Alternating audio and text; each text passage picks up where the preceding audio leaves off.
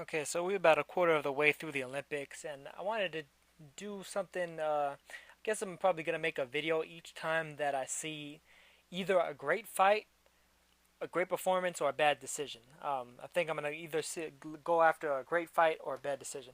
And see, this isn't to say that the scoring system of this Olympics isn't better than it has been in the past with that stupid push button system where it's like three out of the five judges had to push a button within a split second of each other in order for a point to be registered. So you could land a five punch combo on somebody and get no points registered because the person clicking the button wasn't quick enough, and then that dude hits you with one shot, and all of a sudden he wins the round over it, or he wins the fight over it.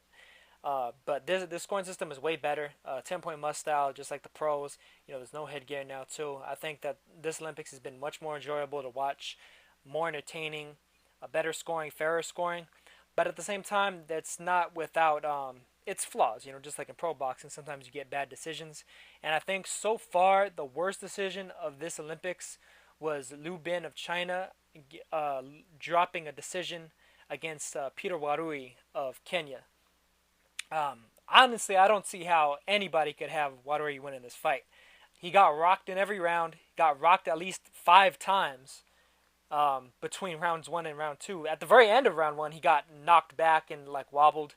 He got hurt so bad in the third round, knocked back against the ropes and was on shaky legs that the referee gave him a standing 8 count. And standing eights are encouraged in the Olympics more so than in the pros. You don't really see them too often in the pros and the Olympics. However, in the amateur system, the AIBA system, if a guy is badly hurt and they're kind of reeling back and they're shaky, then they'll give him a standing 8 for a point to be registered. But even just with that, considering the fact that that was essentially a knockdown in the third round, you basically have to give Warui both of the first 2 rounds in order to have him win in this fight, or even actually have it a draw. And I don't think that was even close to being what it was. Matter of fact, I'd be willing to argue that you could have either the first or the second round as 10-8 rounds without a knockdown because of how badly Warui was getting rocked around the ring. I mean, he was pretty much getting pinballed and had his legs shaky on at least 2 occasions in each of those rounds. Got hurt every time Liu Bin hit him with a clean shot to the face.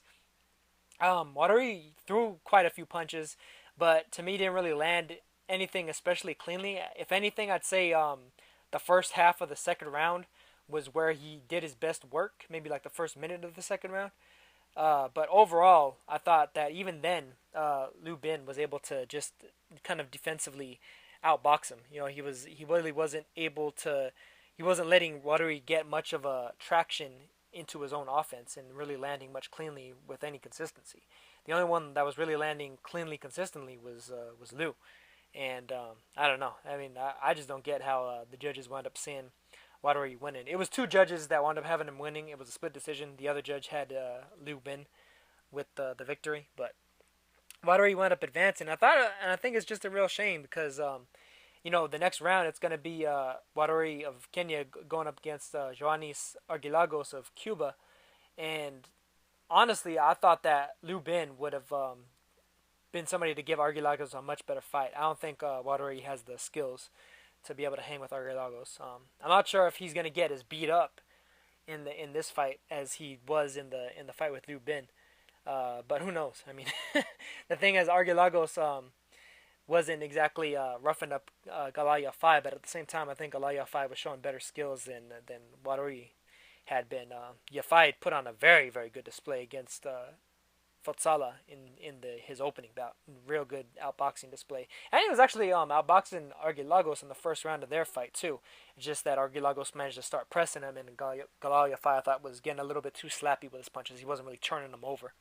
Argilagos, on the other hand, was turning his over, and so he wound up getting credit for that and getting the victory as he should have.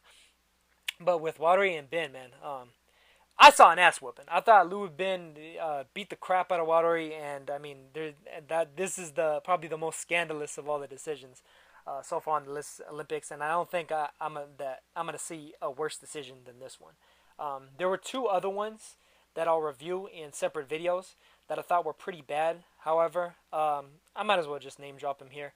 Who was it? Well, you know what? Actually, I'll leave those to their own video.